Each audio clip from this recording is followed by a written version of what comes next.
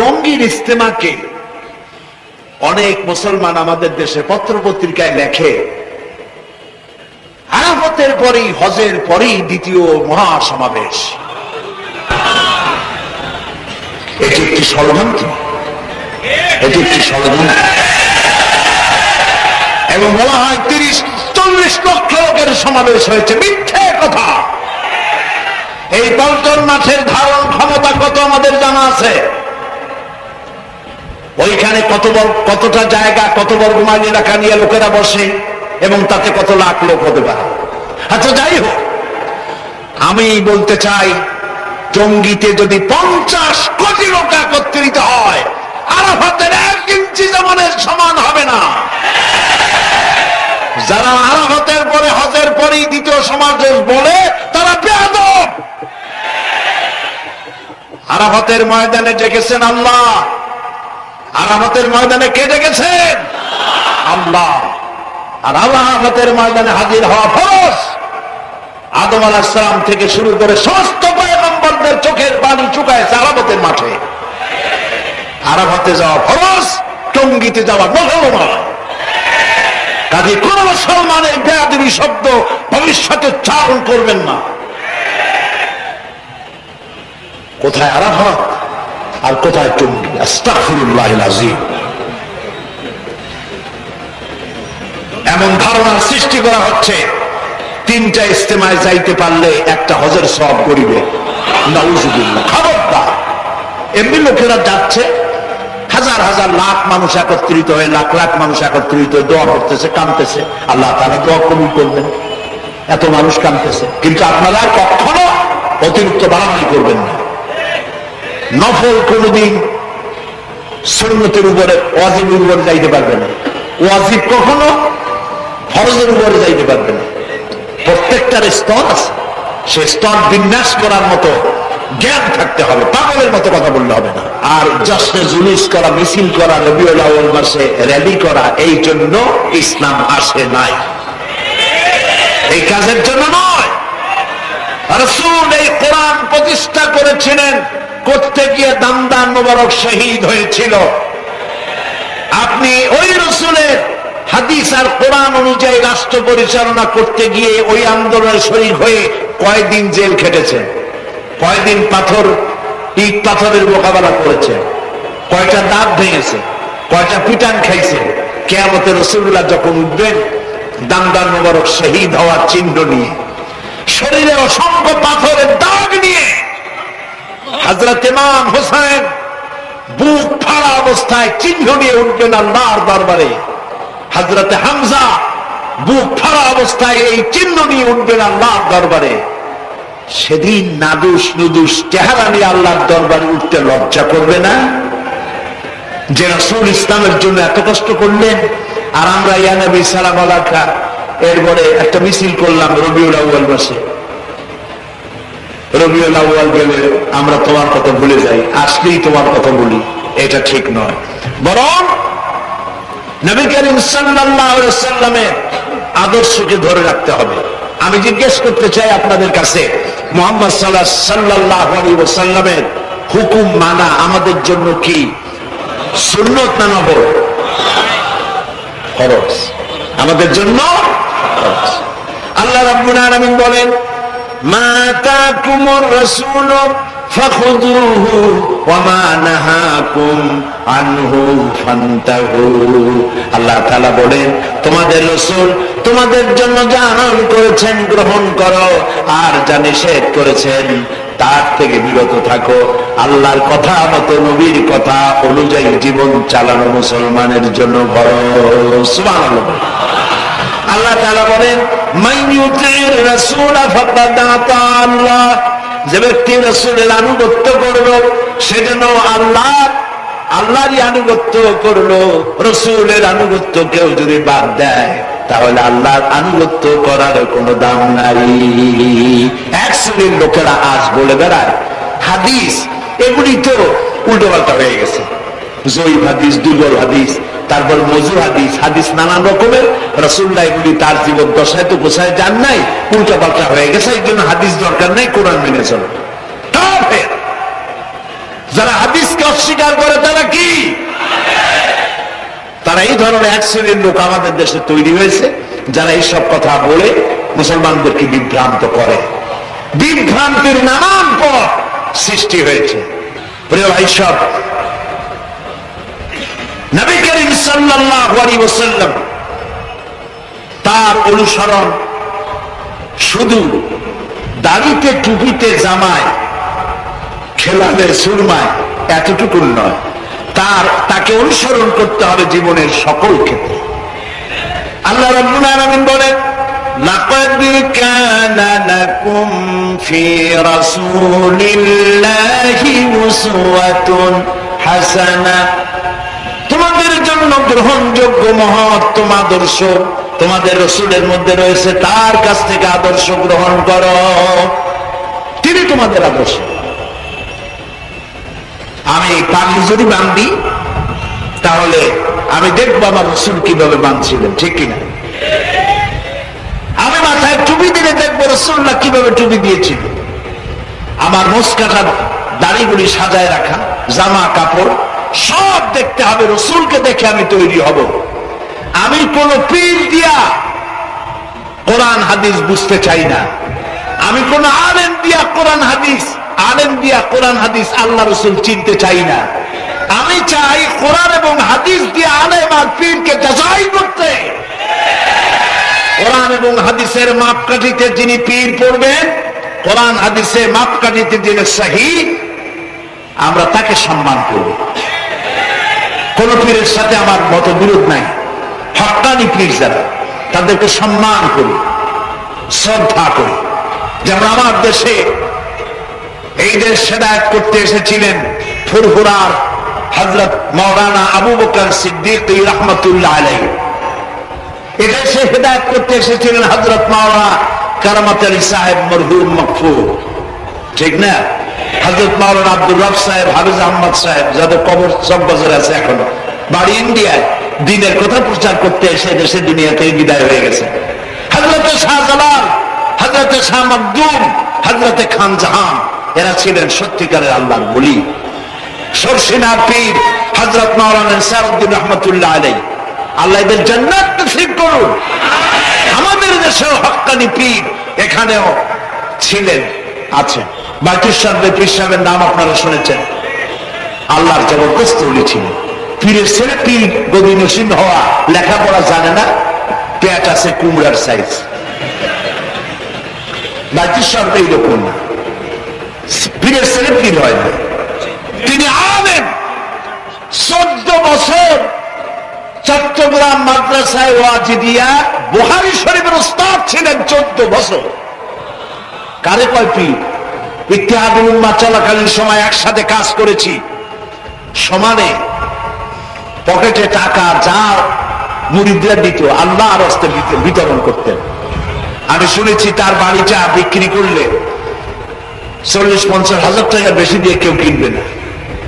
অথচ এই বাংলাদেশে প্রায় 60-70টি বাইতুল মসজিদ তিনি করেছেন। এই যে ফার্ম গেটে বাইতুল মসজিদ আছে, অনেক বছর আগে এই জায়গা কেনা, 7 কোটি টাকা দিয়ে তখন ওই জায়গা উনি কিনেছেন। এখন কত কোটি চিন্তা করেন। এখানে মসজিদ করেছেন, আর নিজে থাকতেন একটা ভাঙ্গা ঘরে, সে ঘরটা এখনো আছে।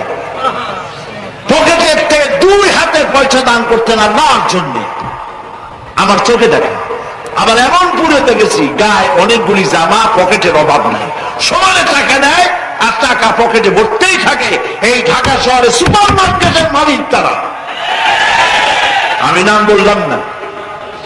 প্রিয় ভাই সব, হাত যে এইভাবে করে নেয়, এই হাতের কোনো দাম নাই। এভাবে করে যিনি দেয় সেই হাতের দাম বেশি। সুবহানাল্লাহ। হযরত ওমর রাদিয়াল্লাহু তাআলা আনহু মসজিদে নববীতে ফজরের নামাজ পড়ে দেখলেন এক গ্রুপ লোক সেখানে বসা।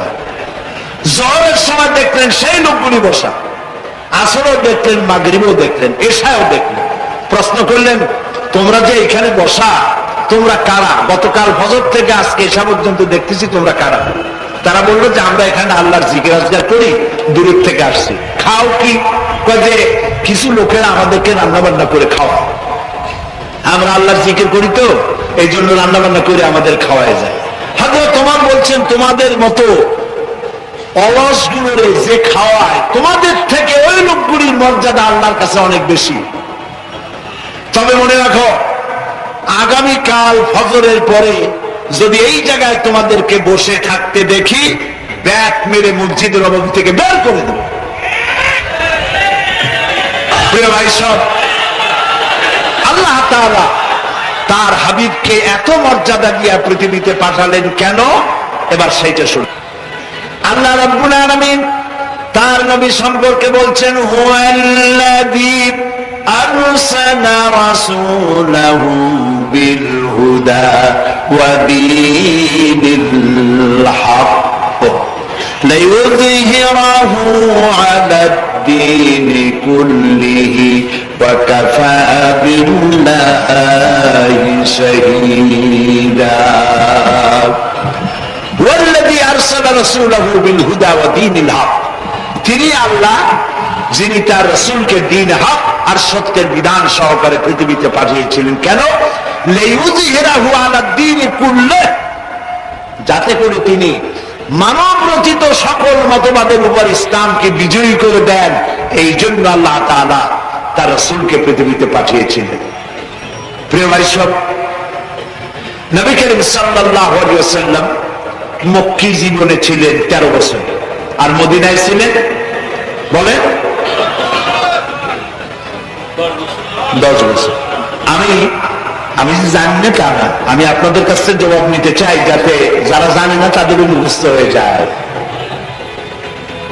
10 বছর মদিনায় ছিলেন। এই 10 বছর ছিল রাসূলকে যে কারণে পাঠানো হয়েছিল সেই কারণকে বাস্তবায়িত করার 10 বছর।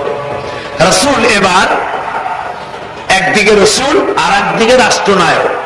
রিসালাতের দায়িত্বে বাইরে নয়, রিসালাতের দায়িত্বের মধ্যেই তিনি রাষ্ট্রনায়ক, প্রেসিডেন্ট। সুবহানাল্লাহ বলে। নবী করিম সাল্লাল্লাহু আলাইহি সাল্লাম তার রাষ্ট্র ব্যবস্থার মধ্যে একটি ব্যাংক তৈরি করেছিলেন। ব্যাংকের নাম ছিল বাইতুল মাল। বরুণ ব্যাংকের নাম কি ছিল? বাইতুল মাল। এই বাইতুল মাল ইনগ্রাল সেশন, ওপেনিং সেশন, এই বাইতুল মাল ব্যাংকে রাসূলুল্লাহ উদ্বোধন করলেন। উদ্বোধন করার সময় তিনি বললেন, মান তারাকা দায়নান আও দিয়ান ফালাইয়া, আমার রাষ্ট্রের ভেতরে কোন মানুষ যদি ঋণগ্রস্ত হয়ে মারা যায় আর তার ঋণ পরিশোধের কোন সুযোগ যদি না থাকে তার ছেলে মেয়ের কাছে, তার বউয়ের কাছে, তাহলে তার অসহায় সমস্ত এতিম বাচ্চা পরিবারের লোকগুলি আর ঋণ পরিশোধের দায়িত্ব আমি মুহাম্মদ সাল্লাল্লাহু আলাইহি ওয়াসাল্লাম আমার কাঁধে উঠাইয়া নিলাম। এটি ছিল সোশ্যাল ওয়েলফেয়ার স্টেট, একটি কল্যাণ রাষ্ট্র। এই পৃথিবীতে কল্যাণ রাষ্ট্রের কনসেপশন সর্বপ্রথম যিনি দিয়েছেন আধুনিক রাষ্ট্র প্রতিষ্ঠার রূপকার বিশ্বনবী মুহাম্মদ রাসূলুল্লাহ সাল্লাল্লাহু আলাইহি ওয়াসাল্লাম। তাই রাষ্ট্র ছিল সুখী, সমৃদ্ধ, চুরি নাই, ডাকাতি নাই, মাস্তানি নাই, সাদাবাজি নাই। এই দৃশ্য যখন কাফেরেরা দেখলো, তখন কাফেরেরা মনে করলো যে আমরা তো খামোখাই রাসূলের সাথে বিরোধিতা করেছি, উনি তো আমাদের শত্রু না। তখন অবস্থাটা কি হলো? আল্লাহ রাব্বুল আলামিন এই পরিস্থিতিতে সূরা নাসর নাযিল করলেন। মদিনার শেষ জীবনে ইযা জাআ নাসরুল্লাহি ওয়াল ফাতহু, জানেন না এই সূরাটা? পড়েন। ইযা জাআ নাসরুল্লাহি ওয়াল ফাতহু ওয়া রাআইতান নাসা ইয়াদখুলুনা ফি দীনিল্লাহি আফওয়াজা ফাসাব্বিহ বিহামদি রাব্বিকা ওয়াস্তাগফির ইন্নাহু কানা তাওয়াবা। ইযা জাআ নাসরুল্লাহিল ফাতহ, আল্লাহর পক্ষ থেকে যখন মদদ আসবে, বিজয় আসবে, তখন দেখতে পাবে দলে দলে লোক ইসলামে প্রবেশ করতেছে। সুবহানাল্লাহ। মদিনার জীবনের শেষ দিকে আরব ভূখণ্ডে একটা কাফেরও ছিল না, সবাই পড়েছে লা ইলাহা ইল্লাল্লাহু মুহাম্মাদুর রাসূলুল্লাহ। সুবহানাল্লাহ। প্রিয় ভাই সব, নবী করিম সাল্লাল্লাহু আলাইহি ওয়াসাল্লাম দুটি জিনিস রেখে গেলেন। কয়টা রাখেন বলেন? দুইটা। ট্রেন চলে কয়টা লাইন দিয়া বলেন? দুইটা লাইন। দুইটা লাইনের উপরে ট্রেন চলে। ট্রেন কি? কতগুলি কম্পার্টমেন্ট, এর মধ্যে মানুষ বসে, মাল সামান নিয়ে মানুষ বসলো। চাকার দূরত্ব আর লাইনের দূরত্ব যদি সমান থাকে তাহলে কমলাপুর থেকে ছাড়বে, চিটাগং চলে যাবেন আরামসে, চোখ বুঝে ঘুমাইতে ঘুমাইতে, ঠিক কিনা? বোঝেন কথা? কিন্তু মাঝখানে যদি চাকাগুলো একটু ছেড়ায় যায়, ফাঁক বেশি হয়ে যায়, অথবা লাইন যদি একটু বেঁকা হয়ে যায়, তাহলে ট্রেন কি চলবে? কি হবে? অ্যাক্সিডেন্ট হলে যাত্রীরা কি হবে? মারা যাবে, মালপত্র সব শেষ হয়ে যাবে, ঠিক না? সুতরাং এটা যেমন বুঝলেন, আমরা ছিলাম বেহেশতে, আসলাম দুনিয়া। আল্লাহ রাব্বুল আলামিন এই দুনিয়াবাসীদেরকে জান্নাতে নিতে চান, সুবহানাল্লাহ বলেন। এর জন্য দুইটা লাইন করে দিয়েছেন। দুইটা লাইন রাসূলুল্লাহ পেতে দিয়ে গেলেন। একটার নাম হলো কোরআন আর একটার নাম হাদিস। আর আপনার আমার দেহ, এই দেহগুলিকে ধরেন কম্পার্টমেন্ট, বগি, ট্রেনের বগি। এই বগি, এই ট্রেন, এই দেহ নামক বগিকে চালাবার জন্য কতগুলি চাকা দরকার। সেই চাকা হলো অর্থনীতির চাকা, রাজনীতির চাকা, সমাজনীতির চাকা, স্বরাষ্ট্রনীতির চাকা, পররাষ্ট্রনীতির চাকা। এই সব চাকাগুলি কোরআন হাদিস নামক দুইটা লাইনের উপরে যদি ছেড়ে দেন, কোরআন হাদিস অনুযায়ী যদি চালান, দেহ নামক গাড়ি দুনিয়া থেকে ছাড়বে, লাস্ট ডেস্টিনেশন আল্লাহর জান্নাতে চলে যাবে। আর যদি দেহ নামক এই গাড়িকে চালাতে গিয়া রাজনৈতিক চাকা যদি দৌড় দেয় ইংল্যান্ডের দিকে, সংস্কৃতির চাকা যদি দৌড় দেয় ভারতের দিকে, গণতন্ত্রের চাকা যদি দৌড় দেয় আমেরিকার দিকে, তাহলে দেহ নামক গাড়ির কি হবে? অ্যাক্সিডেন্ট অবধারিত। কথাটা কি বোঝা কঠিন না সহজ? সুতরাং আসুন, কোরআনের, আল্লাহ রসুলের বলা ওই কোরআন আর ওই হাদিস, এই দুইটা নিয়ে আমাদের জীবনকে পরিচালিত করতে চেষ্টা করি। প্রিয় ভাই সব, এই জন্য আজ আমাদেরকে আল্লাহর দেওয়া এই বিধানকে প্রতিষ্ঠা করার জন্য প্রয়োজন যেটা, সেটা আসুন ওই আয়াতের দিকে ফিরে যায়। আল্লাহ রাব্বুল আলামিন বলেন, তুমিনুনা বিল্লাহি ওয়া রাসূলিহি ওয়া তুজাহিদুনা ফি সাবিলিল্লাহি বিআমওয়ালিকুম ওয়া আনফুসিকুম যালিকুম খায়রুল লাকুম ইন কুনতুম তা'লামুন। আমার উপরে, আল্লাহর উপর ঈমান আনো, রাসূলের প্রতি ঈমান আনো। আর এই ঈমান, এই ঈমানের উপরে ভিত্তি করে কোরআন এবং হাদিসের রাস কায়েমের জন্য জিহাদ করো। জিহাদ করা ফরজ। জিহাদ করা কি? তা হলো লা ইলাহা ইল্লাল্লাহু মুহাম্মাদুর রাসূলুল্লাহ। সবাই পড়েন লা ইলাহা ইল্লাল্লাহ। জোরে পড়েন লা ইলাহা ইল্লাল্লাহ, লা ইলাহা ইল্লাল্লাহ, লা ইলাহা ইল্লাল্লাহ মুহাম্মাদুর রাসূলুল্লাহ। এটাই হচ্ছে আমাদের প্রথম পুঁজি, আল্লাহর প্রতি ঈমান আনা। আমরা সবাই বলেছি আল্লাহ ছাড়া কোন ইলাহ নাই, উপাস্য নাই, মাবুদ নাই। আর মুহাম্মদ সাল্লাল্লাহু আলাইহি ওয়াসাল্লাম হচ্ছেন আল্লাহ তাআলার প্রেরিত রাসূল। এখন আল্লাহর প্রতি ঈমান আনলেই ঈমান আনা হয় না, চারটি শর্ত পূরণ করতে হবে। বলেন কয়টি শর্ত? চারটি শর্ত মুখস্থ করুন। চারটি শর্ত পূরণ করলে আল্লাহর প্রতি ঈমান আনা হয়। এক নম্বরে হচ্ছে আল্লাহ পাকের জাতে বিশ্বাস, দুই নম্বরে সিফাতে বিশ্বাস, তিন নম্বরে কুদরতে বিশ্বাস, 4 নম্বরে আল্লাহর হুকুম ও আহকামে বিশ্বাস। বাংলায় বলি, এই 4টি শর্তের একটি শর্ত হচ্ছে আল্লাহর অস্তিত্বে বিশ্বাস, 2 নম্বরে আল্লাহর গুণাবলীতে বিশ্বাস, 3 নম্বরে আল্লাহ পাকের ক্ষমতায় বিশ্বাস, 4 নম্বরে আল্লাহ তাআলার হুকুম এবং আহকামে বিশ্বাস। এই 4টি জিনিসের উপরে বিশ্বাস স্থাপন করতে পারলে আল্লাহর উপরে ঈমান এনেছি এটা প্রমাণিত হবে। এই 4টি কথার ব্যাখ্যা আমাদেরকে যেতে হয়। 1 নম্বরে হচ্ছে আল্লাহর প্রতি, আল্লাহর অস্তিত্বের উপর বিশ্বাস করা। আমি মনে করি এই মাহফিলের ভিতরে এমন একজন লোকও নাই যে ব্যক্তি আল্লাহর অস্তিত্বকে স্বীকার করে না। এটি আমি বিশ্বাস করতে চাই। আপনারা কি করতে চান? বিশ্বাস করতে চাই যে আল্লাহ তাআলার অস্তিত্বে আমরা বিশ্বাস করি। যদি এটা না হতো তাহলে এই কষ্ট করে মাহফিলে বসতাম না, বসার জায়গা না পাইয়া দাঁড়াইয়াও থাকতাম না। ঠিক কিনা বলেন? ঠিক কিনা? তো আল্লাহর অস্তিত্বের উপরে আমরা বিশ্বাস করি, আলহামদুলিল্লাহ বলেন। সেই অস্তিত্বটা কি সেটাও বুঝতে হবে। ওইটি আল্লাহ তাআলা কোরআন শরীফের ছোট্ট একটি সূরার মধ্যে নিজের অস্তিত্বের কথা বলে দিয়েছেন। সেটা কি? আল্লাহ রাব্বুল আলামিন সূরা ইখলাসের ভিতরে নিজের অস্তিত্বের কথা পরিষ্কার করে বলেছেন, কুল হুয়াল্লাহু আহাদ। পড়েন আমার সাথে, কুল হুয়াল্লাহু আহাদ আল্লাহুস সামাদ লাম ইয়ালিদ ওয়া লাম ইউলাদ ওয়া লাম ইয়াকুল লাহু কুফুয়ান আহাদ। আল্লাহ তাআলা বলেন, নবী আপনি বলুন আল্লাহ এক এবং একক, তাকে কেউ জন্ম দেয় নাই, তিনিও কাউকে জন্ম দেন নাই।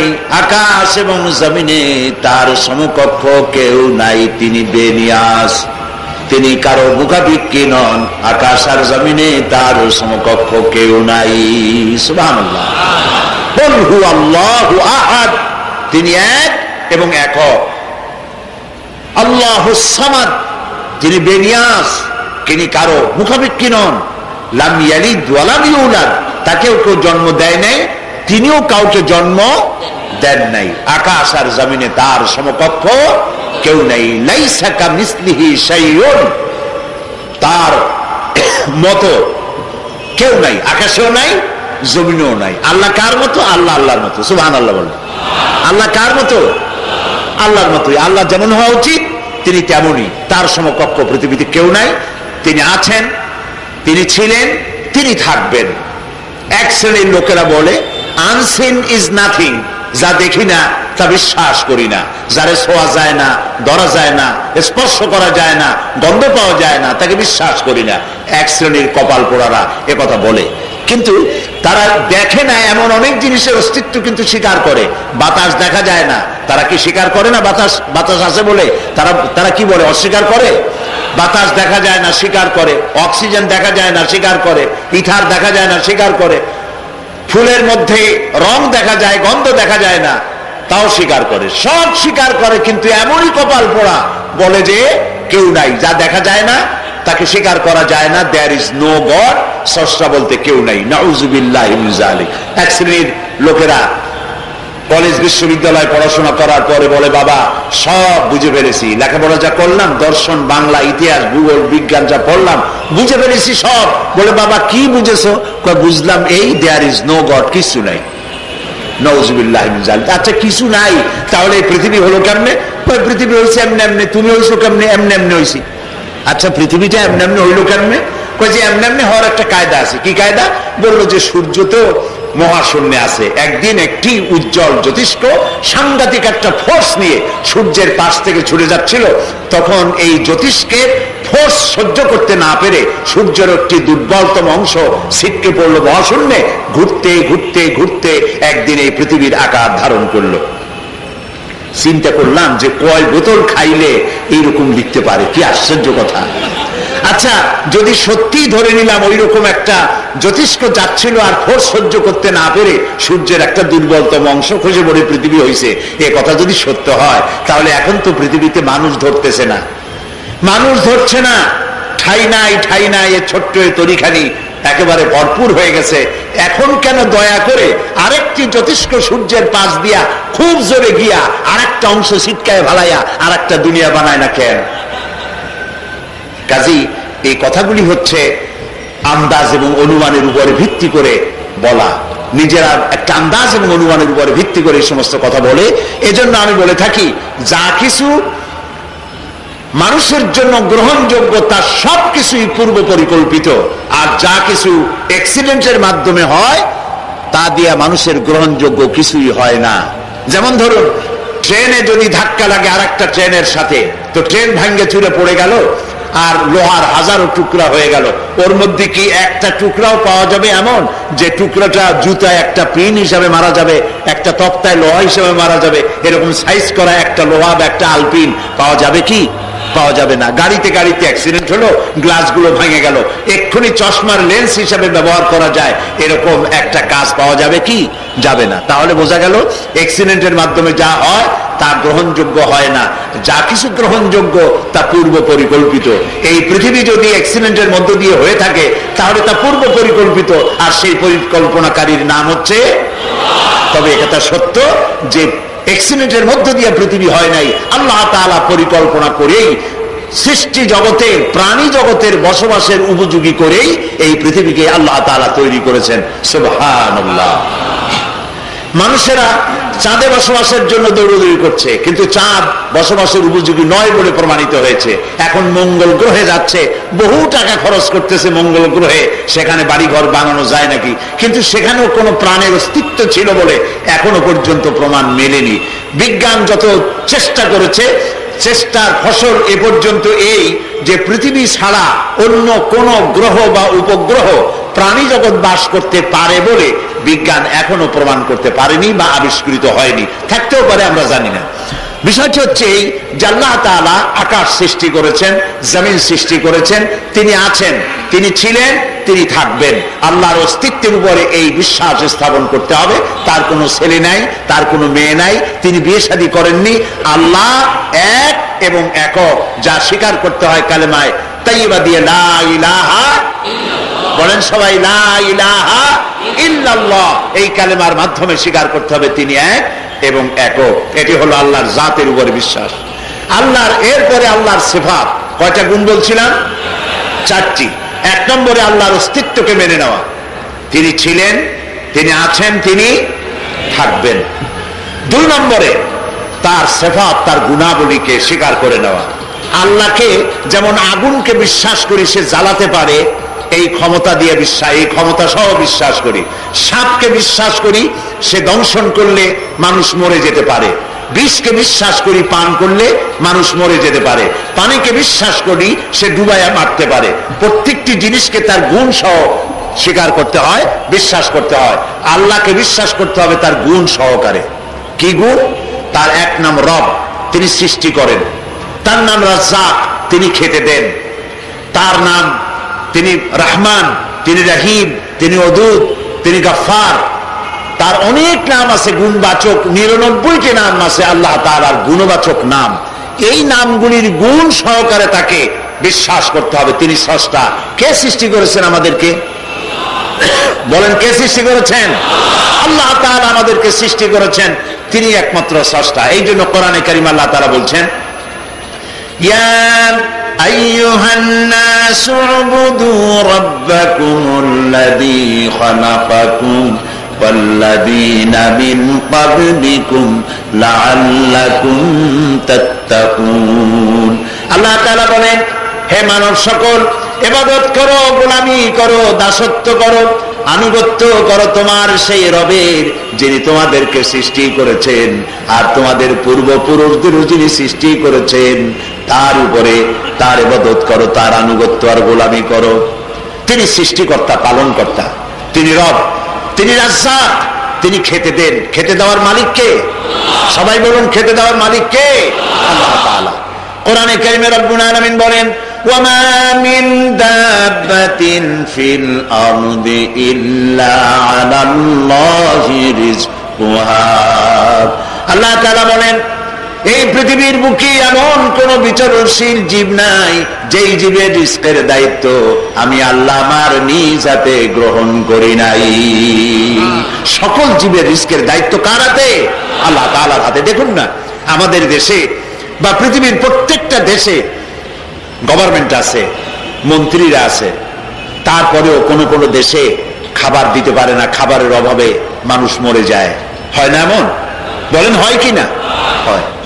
খাদ্যমন্ত্রী আছে, কৃষিমন্ত্রী আছে, তারপর অর্থমন্ত্রী আছে, সবকিছু থাকা সত্ত্বেও খাদ্য ঘাটতি হয়ে যায়। কৃত্রিম ভাবেও হয়, আবার সত্যিকারেরও হয়। অনাবৃষ্টি অতিবৃষ্টির কারণে হয়, ফসলহানি হয়ে যায়, যার জন্য মানুষের কষ্ট হয়, মানুষ মারা যায় ক্ষুধার যন্ত্রণায়। কিন্তু দেখুন তো, জঙ্গলের ভিতরে তাকায় দেখেন তো, পানির মধ্যে তাকায় দেখুন তো, আকাশের দিকে তাকায় দেখুন তো, আপনাদের কাছে কি এমন কোন খবর এসেছে যে সুন্দরবনে এবছর 2003 সালে এই এক বছরে 500 বাঘ ক্ষুধার জ্বালায় না খাইয়া মারা গেছে, 2000 হরিণ না খেয়ে মারা গেছে, লক্ষ লক্ষ পাখি সাইবেরিয়ান দ্বীপপুঞ্জ থেকে এসেছিল সাতরায়া অথবা বাতাসে উড়ে আকাশে উড়ে এসেছিল, তারা এসে সুনামগঞ্জের হাওড়ে পড়লো, না খাইয়ে তার থেকে লাখখানেক পাখি মারা গেছে ক্ষুধার যন্ত্রণায়। অথবা সমুদ্রের ভিতরে লক্ষ লক্ষ মাছ না খেয়ে ভেসে উঠেছে। এমনটি আপনারা খবর শুনেছেন বা পত্রিকার পাতায় দেখেছেন কখনো? কোন গভর্নমেন্ট এদেরকে খাবারের ব্যবস্থা করে? কে করেন বলেন? কে করেন? আল্লাহ রাব্বুল আলামিন এদের খাবারের ব্যবস্থা করেছেন।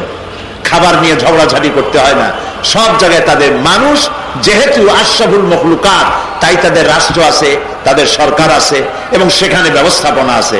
সমস্ত সৃষ্টি জগতের জন্য যিনি খেতে দেন তার নাম কি? আল্লাহ তাআলা। আপনার পেটটা বড় না হাতির পেট বড় বলেন তো? হাতির পেটটা বড়, গন্ডারের পেটটা বড়। ছোট্ট পিঁপড়া থেকে শুরু করে হাতি, ছোট্ট পাখি থেকে শুরু করে ঈগল, চেলাপুটি মাছ থেকে নিয়ে শুরু করে একেবারে তিমি মাছটা পর্যন্ত এই বিশাল প্রকাণ্ড সমস্ত প্রাণী জগতের খাদ্যের সরবরাহ কে করেন? প্রিয় ভাই সাহেব, যদি নজর করে দেখেন দেখতে পাবেন সমস্ত পাখিগুলি আর জন্তু জানোয়ারগুলি, সরীসৃপগুলি, পানির ভিতরের মৎস্যরাজি, জলচর প্রাণী সকাল বেলায় খালি পেটে সব বাইরে বেরিয়ে যায়। সারাদিন ঘোরার পরে সন্ধ্যার দিকে আল্লাহ পাক সকল প্রাণীর পেট ভরাইয়া যার যার আপন নিলয়ে ফিরাইয়া দেন। একটি প্রাণীও খাবারের অভাবে ক্ষুধার্ত পেট নিয়ে ঘরে ফেরে না। প্রত্যেকটি প্রাণী তার খাবার আশেপাশেই পেয়ে যায়। সুবহানাল্লাহ বলো। আল্লাহ পাকের নাম হচ্ছে রব। তিনি সৃষ্টি করেন, প্রতিপালন করেন। তার নাম রাজ্জাক। তিনি খেতে দেন, তিনি পড়তে দেন, মানুষের সবকিছুর ব্যবস্থা তিনি করে দেন। এই জমিনে আমরা সৃষ্টি হওয়ার পর আমরা কি খাবো সে ব্যবস্থা আল্লাহ তাআলা করেছেন। জমিনকে উর্বর করেছেন, আকাশ থেকে পানি দিয়েছেন। আকাশের পানি যদি না দিতেন তাহলে আমরা ফসল ফলাতাম কি করে?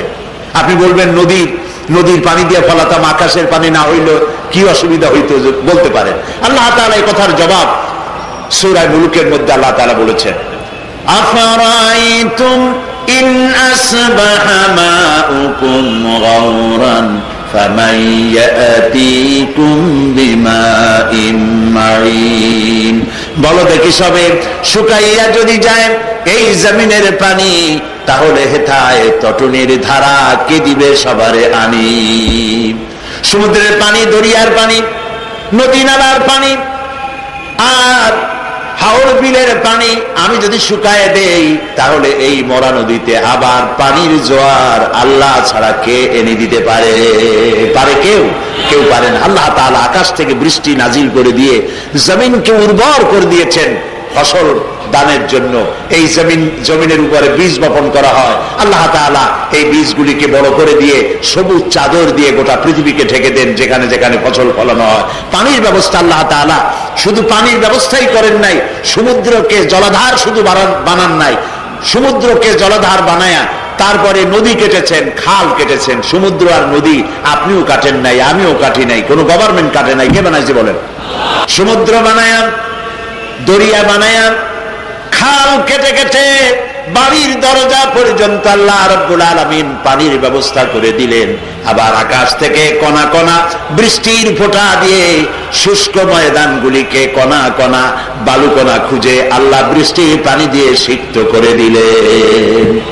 এই জমিন থেকে ফসল উৎপাদিত হলো। বান্দা খাও আর আমার শকর আদায় করো। বান্দা তো শকর করে না, জমের খাওয়া খায়, শকর আদায় করে না। কদু মজা করে খায়, কদু খাইয়া শকর আদায় আলহামদুলিল্লাহ না বলে স্বাদের লাউ বানাইলো বইরে গেল। আল্লাহ শুকর আদায় করতে পারলো না। খাওয়াইলেন আল্লাহ তাআলা, ধান দিলেন, গম দিলেন, পানি দিলেন, মাছ দিলেন, গোশত দিলেন, সব দিয়েছেন। কে দিয়েছেন বলুন? সুতরাং আল্লাহ রাব্বুল আলামিনকে বিশ্বাস করতে হবে, তিনি তার জাতের উপরে, তার সিফাতের উপরে, তার গুণাবলীর উপরে তাকে স্বীকার করতে হবে। 3 নম্বরের যে শর্তটি আল্লাহর উপরে ঈমান আনার, সেটা হচ্ছে আল্লাহর কুদরত, আল্লাহর ক্ষমতা। আল্লাহর ক্ষমতায় বিশ্বাস করতে হবে। আকাশ এবং জমিনের একচ্ছত্র মালিকানা কে? এ মালিকানা কার? রাজনীতিবিদরা বলে থাকেন সকল ক্ষমতার উৎস জনগণ, বলে না? শুনছেন কি? সকল ক্ষমতার উৎস জনগণ। এটি একটি মিথ্যে কথা, এটি একটি মিথ্যে কথা, এবং এই কথা স্লোগান দেওয়া জায়েজ নাই, এটা বিশ্বাস করা কবিরা গুনাহ। সকল ক্ষমতার উৎস কেবলমাত্র কে? বলেন জোরে, আন্নাল কুওয়াতা লিল্লাহি জামিয়া। সকল ক্ষমতার উৎস কেবলমাত্র, জোরে বলে, আল্লাহ তাআলা। তিনি ছাড়া ক্ষমতার উৎস আর কেউ নয়। তিনি সাগরকে নগর বানান, নগরকে সাগর বানান, জীবিতকে মৃত্যু করেন, মৃত্যুকে জীবন দান করেন, ফকিরকে আমির বানায় দেন, আমিরকে ফকির বানায় দেন, রাস্তার মানুষকে ধরে প্রেসিডেন্ট বানায় দেন, আবার নারাজ হয়ে গেলে প্রেসিডেন্টকে ধরে ফাঁসির মঞ্চে ঝুলাইয়া দেন। পারেন কিনা বলেন? এই যার ক্ষমতা, তার নাম কি? সবাই বলেন আল্লাহ। আরো জোরে বলেন আল্লাহ। আল্লাহ তিনি একমাত্র মহাশক্তিধর, যিনি, যার ক্ষমতার কোনো শেষ নাই। যা খুশি তাই করতে পারেন, যা খুশি তাই করতে পারেন। ফাআলুল লিমা ইউরিদ, যা খুশি তাই তিনি করেন। তিনি কারো কাছে কৈফিয়ত দেন না, সকলের কাছে তিনি কৈফিয়ত চান। তাকে কেউ জিজ্ঞাসা করতে পারে না, তিনি সকলকেই জিজ্ঞাসা করেন। সুবহানাল্লাহ ওয়া বিহামদিহি। এই হচ্ছে আল্লাহ তাআলা। তার এই ক্ষমতায় বিশ্বাস করতে হবে। প্রথমে তার অস্তিত্ব, 2 নম্বরে তার গুণাবলী, 3 নম্বরে হচ্ছে আল্লাহ রাব্বুল আলামিনের ক্ষমতা। এই ক্ষমতায় বিশ্বাস করতে হবে। 4র্থ নম্বরে হচ্ছে আল্লাহ রাব্বুল আলামিনের হুকুম ও আহকাম মানতে হবে।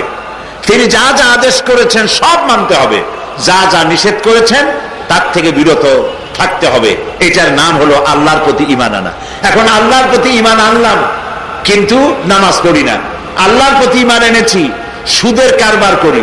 আল্লাহর প্রতি ঈমান এনেছি, ঘুষের কারবার করা হয়। আল্লাহর প্রতি ঈমান এনেছে, জেনা, জুয়া, মদ, শয়তানি, বদমাশি সব করতেছে। এগুলি যদি করা হয় তাহলে আল্লাহর প্রতি ঈমান এনেছি, এই কথার কোনো মূল্য হয় না, মূল্য নাই।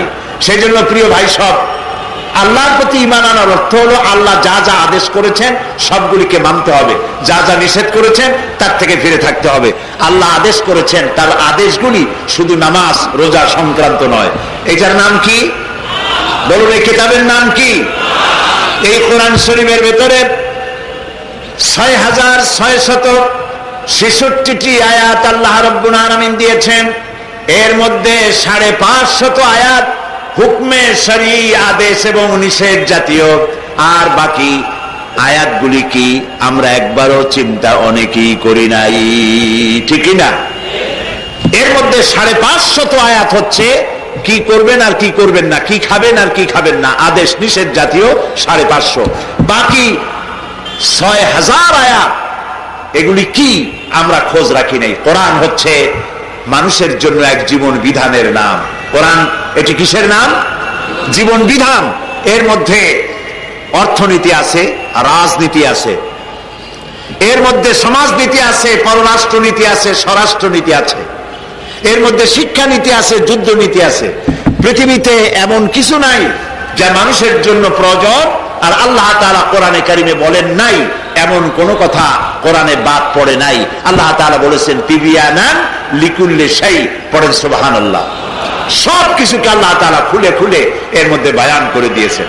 প্রিয় ভাই সব, সুতরাং যারা মুসলমান হবে, আল্লাহ তাআলার যারা আল্লাহকে মানি এই কথা যারা বলবেন, লক্ষ্য করুন, আল্লাহরে মানি এই কথা যারা বলবেন তাদেরকে আল্লাহর হুকুম এবং আহকামের উপরে, আদেশ এবং নিষেধের উপরে ঈমান আনতে হবে।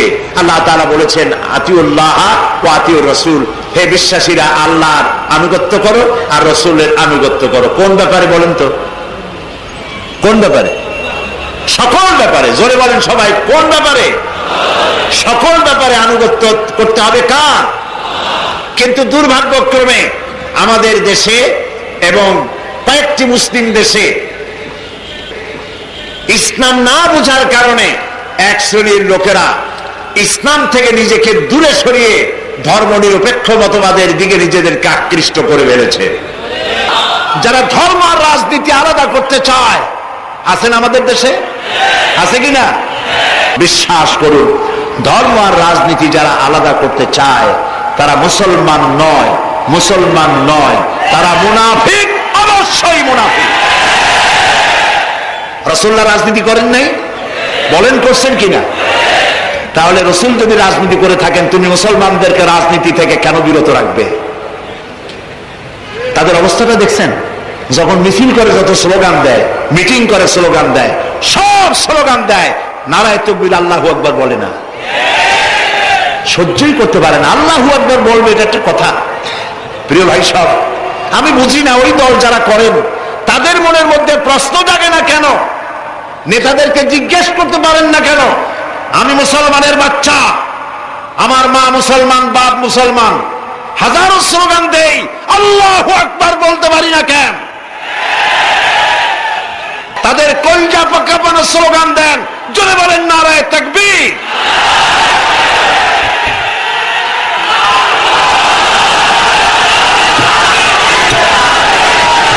ধর্মের ব্যাপারে নিরপেক্ষ হবেন কেন? হয় পক্ষে থাকেন, না হয় বিপক্ষে চলে যান। আল্লাহর প্রতি ঈমান আনার জন্য শুধু ঈমান এনেছি বললেই হবে না, ঈমান আনতে হবে, আল্লাহর হুকুম এবং আহকামকে মানতে হবে। ধর্মনিরপেক্ষবাদীদের কথা কি? তাদের বক্তব্য হচ্ছে নামাজ, রোজা, হজ, যাকাত আমার ব্যক্তিগত ব্যাপার, ধর্ম যার যার ব্যক্তিগত ব্যাপার। বলেন এরকম? বলেন এরকম? অবশ্যই মিথ্যে কথা। ধর্ম ব্যক্তিগত কথা নয়, ধর্ম সমষ্টিগত কথা, আইনের কথা, কোরআনের কথা, হাদিসের কথা। এখন আপনি ধর্ম ব্যক্তিগতভাবে নামাজ পড়লেন, রোজা রাখলেন, কিন্তু এই যে পার্লামেন্ট, ধর্মনিরপেক্ষবাদীদের দৃষ্টিতে পার্লামেন্ট, বঙ্গভবন, সেক্রেটারিয়েট, ক্যান্টনমেন্ট, বিশ্ববিদ্যালয়, কলকারখানা, ক্ষেত খামার, অফিস আদালত ইত্যাদি সম্পর্কে তাদের বক্তব্য আল্লাহ এবং রসুলের ঘোষণা দিয়ে জানায় দেওয়া হয়েছে, আল্লাহ, হে রসুল, তোমরা মসজিদে থাকো, মাদ্রাসায় থাকো, আমার জীবনের বিস্তীর্ণ অঙ্গনে তোমাদের প্রবেশের অধিকার নাই। 144 ধারা জারি করে দেওয়া হলো। এটাই তো ধর্মনিরপেক্ষ মতবাদ। এবার আমার প্রশ্ন, বঙ্গভবনে যদি আল্লাহর দরকার না হয়, আল্লাহ থাকবেন শুধু বাইতুল মোকাররমে, বঙ্গভবনে আল্লাহর দরকার নাই, পার্লামেন্টে আল্লাহর দরকার নাই, নির্বাচনে আল্লাহর দরকার নাই, বিশ্ববিদ্যালয়ে আল্লাহর দরকার নাই, কোর্ট কাছারিতে আল্লাহর দরকার নাই, শিল্প কল কারখানায় দোকানপাটে আল্লাহর দরকার নাই। এরপরে আমার জিজ্ঞাসা, এই আল্লাহর অবশেষে দরকার কোথায়? কি প্রয়োজন এমন আল্লাহ? যে আল্লাহ আমার বঙ্গভবন কন্ট্রোল করতে জানেন না, যে আল্লাহ আমার পার্লামেন্ট চালাবার জন্য বিধান দেন নাই, যে আল্লাহ আমার রাষ্ট্র চালাবার জন্য অর্থনীতি, সমাজনীতি, রাজনীতির দিক দিক নির্দেশনা দেন নাই, এমন আল্লাহর প্রয়োজন কি? আমার আল্লাহ হচ্ছেন তিনি যিনি কোরআন শরীফের ভেতরে মানব জীবনের সব কথা খুলে খুলে বলে দিয়েছেন, একটা কথাও বাদ দেন নাই। আপনি আমি মরে গেলে আপনার সম্পত্তি, আমার সম্পত্তি, পরিত্যক্ত সম্পত্তি, ছেলে কতটুকুন পাবে, মেয়ে কতটুকুন পাবে, এ কথা কোরআন শরীফে আল্লাহ ভাগ করে দেয় নাই? বউর সাথে কি ব্যবহার করবেন, মায়ের সাথে কি ব্যবহার করবেন, নাই এ কোরআন শরীফে? আপনি রাষ্ট্র পরিচালনা করতে গিয়ে প্রজাপুঞ্জের সাথে কি ব্যবহার করবেন, নাই কোরআন শরীফে? চোরের শাস্তি, ডাকাতের শাস্তি, ধর্ষকের শাস্তি কি করে দিবেন, কি দিয়ে দিবেন, কেমনে দিবেন, নাই কোরআন শরীফে? কোরআন শরীফে এমন কোন কথা নাই যেটা আপনার আমার জীবনে প্রয়োজন, অথচ কোরআনে নাই? সব কথা আল্লাহ খুলে খুলে কোরআনে বলে দিয়েছেন। এই জন্য আল্লাহ তাআলার প্রতি যদি ঈমান আনি, এ কথা যদি সত্যই দাবি করি, ধর্মনিরপেক্ষ মতবাদকে লাঠি মেরে এর থেকে বেরিয়ে আসতে হবে সব মুসলমানকে। ঘোষণা করতে হবে যারা ধর্ম নিরপেক্ষ মতবাদের অনুসারী মুসলমানদের সাথে তাদের কোনো সম্পর্ক নয়।